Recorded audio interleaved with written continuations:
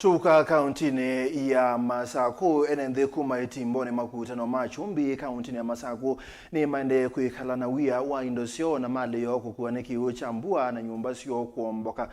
Enenthi ya maendee na kutula muti kontrakta unengetwe wia wa kwaka kiao kila kikwatanitye isio sya mua na Itimboni nundu wa kuema kwaka mitau ya utwa kiwu kana drainage undula kindu kila kitumite kiwu cho nthe cha mua kwathukila misieni na kukuwa mali ya Enenthi. Dan Mungela nukutwalese. Enenthi kuma Itimboni melese kana contractor suno la wende na kwa kiao kikwatanitye Itimboni na mua athukise kiwu kwelekela nyumbani syoo unula mbua yegwa kiwu kiulika nyumbani syoo na kukuwa indo nguku undu mwana miyo ya nyumba unula melese kana wende na kuete wasyo ko. Kuna hii bridge inatengenezwa hapa na China, kampuni ya China, na maji yote ilitiririka ikikuja huku kwa manyumba. Kwa hivyo kutoka saa 7 ya usiku hatujalala tukitoa maji kwa nyumba. Na kuku zetu zilibebwa na maji. Mbuzi zetu tukasaidiwa na majirani, wakasaidia mbuzi zikachukuliwa, lakini chakula yote iliingia kwa maji.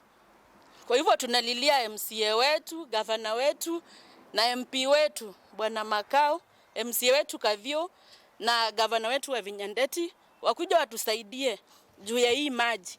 Kwa sababu ikiendelea hivyo tutazidi na kuumia kama wananchi na tunahitaji msaada wao. Yu mayenda muvea ulaungame wakiwa malelo manene kenha uthuime ingi wakiao na matungie mutambo wa drainage nikenda kukithekana kiwu ni cha kaulika nyumbani cia Enenthi na kuia moyamo mwisioni. Hizo ni maji imeingia saa 6 na nimepikiwa simu ni watu wa buroti saa 6:30.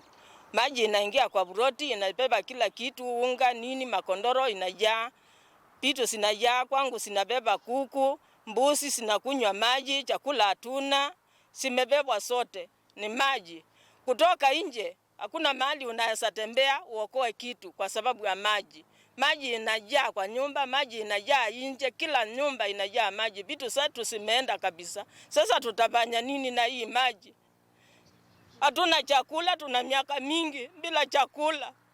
Sasa ile chakula tunanunua inabebwa. Usaidizi ni nini serikali? Au tuko nje ya serikali? Si mtu okoe. Na hakuna mahali ile njia ya maji imejengwa ukuta, hauna karabati. Sasa tutafanya nini?